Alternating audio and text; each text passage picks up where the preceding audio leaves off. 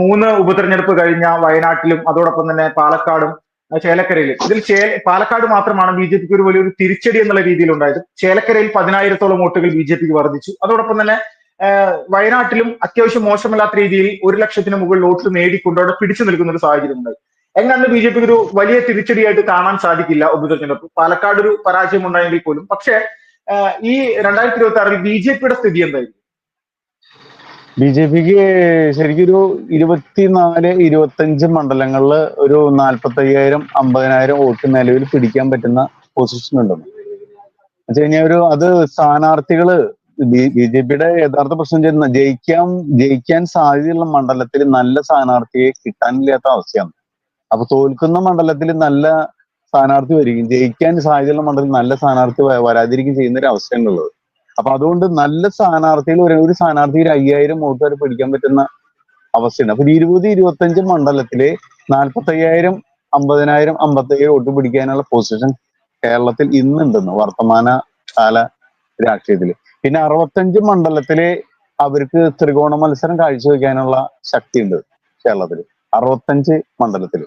പക്ഷെ അവിടെ സ്ഥാനാർത്ഥികള് അവരുടെ പാർട്ടിയില് സ്ഥാനാർത്ഥികൾ നല്ലത് കിട്ടാനില്ലാത്ത അവസ്ഥയുള്ളതുകൊണ്ട് പാർട്ടിക്ക് കിട്ടുന്ന വോട്ട് പോലും കിട്ടാത്ത അവസ്ഥയാണ്.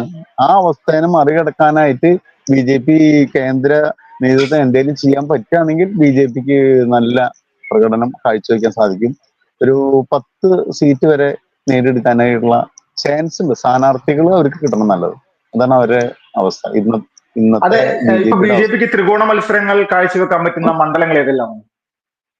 ഇപ്പൊ നമ്മള് നേമം, കഴക്കൂട്ടം, വട്ടിയൂർക്കാവ്, ആറ്റിങ്ങല്, കാട്ടാക്കട, പുതുക്കാട്, ഇരിഞ്ഞാലക്കുട, നാട്ടിക, തൃശ്ശൂർ, ഒല്ലൂര്, മണലൂര്, പൂഞ്ഞാറ്, പിന്നെ നമ്മള് എന്ന് പറയാ നമ്മളെ പി.സി. ജോർജ് വരവോടുകൂടി പല ക്രിസ്ത്യൻ മേഖലയിലുള്ള മണ്ഡലങ്ങളിൽ ഒരു ചെറിയ എഡ്ജ് ഉണ്ടെന്ന്. പിന്നെ ആലപ്പുഴ ജില്ല, കൊല്ലം ജില്ല, ഈ ജില്ലകളിൽ കണക്ക് കൂട്ടുന്നതിന് അതീതമായിട്ടുള്ള പല സ്ഥലങ്ങളിലും ഇതുകൾ വരും.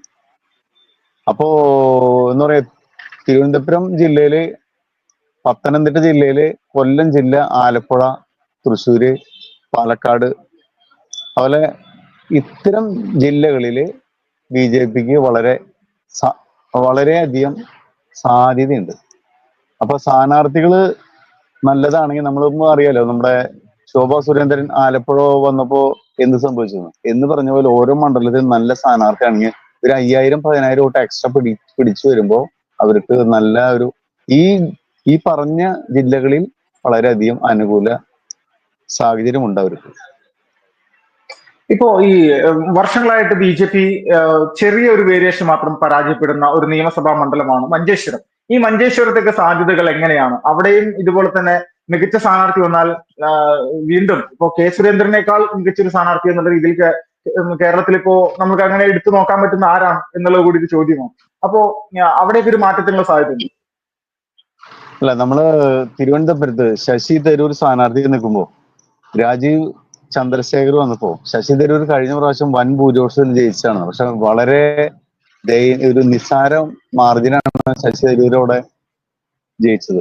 എന്ന് പറഞ്ഞ പോലെ എല്ലാ മേഖലയിലും നിറഞ്ഞു നിൽക്കുന്ന ഒരു സ്ഥാനാർത്ഥി വരികയാണെങ്കിൽ ഒരു 5,000-10,000 വോട്ട് എക്സ്ട്രാ പിടിക്കാൻ പറ്റിയ ജയിക്കാവുന്ന മണ്ഡലങ്ങളാണ് ഒരു 10-25 നിയമസഭാ മണ്ഡലങ്ങള് കേരളത്തിലുള്ളത്.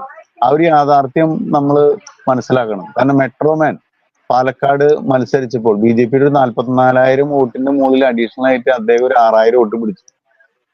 അപ്പോ ശോഭാ സുരേന്ദ്രൻ മത്സരിച്ചിട്ടുള്ള പല സ്ഥലത്തും 5,000-6,000 വോട്ടുകൾ എക്സ്ട്രാ പിടിച്ചിട്ടുണ്ട്.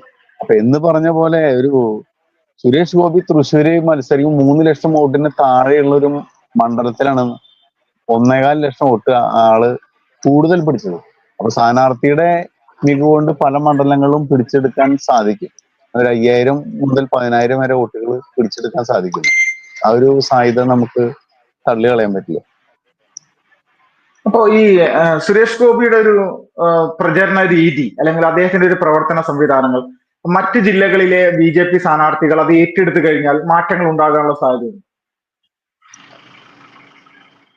കാരണം കേരളത്തിലെ BJP-യുടെ നിലവിലുള്ള നേതൃത്വത്തില് വെച്ച് കഴിഞ്ഞാൽ ഒരു എന്താ പറയാ അത്ര ഒരു ജനങ്ങളുടെ ഉള്ളിലേക്ക് വളരെ ഒരു ഒരു എന്താ പറയാ എടുത്തു പറയാവുന്ന തരത്തിലുള്ള ഒരു ലീഡർഷിപ്പ് തോന്നുന്നില്ല. ഒരു ആകർഷണീയത എന്ന് പറയില്ലേ നമുക്ക്.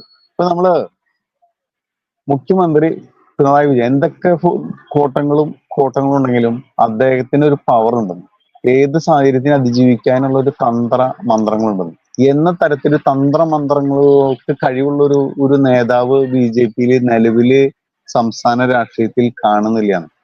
കാരണം അത്തരം ഒരു അവസ്ഥ ജനങ്ങളുടെ ഉള്ളിൽ ഒരു നേതാവിനോടുള്ള ഒരു എന്താ പറയാ ഒരു താല്പര്യം ഉണ്ടല്ലോ, ആ ഒരു അവസ്ഥ കേരളത്തിലെ BJP-യിലെ ലീഡർഷിപ്പില് കാണുന്നില്ല. ഏതെങ്കിലും ഒരു നേതാവിനെ ചൂണ്ടിക്കാണിക്കുമ്പോൾ നമുക്കൊരു മിടുക്കൻ അല്ലെങ്കിൽ കഴിവുള്ളവനാണ് അല്ലെങ്കിൽ എന്തിനേയും നേരിടാൻ ആ ഒരു സാഹചര്യത്തിലുള്ള ഒരു ലീഡർഷിപ്പ് കാണുന്നില്ല.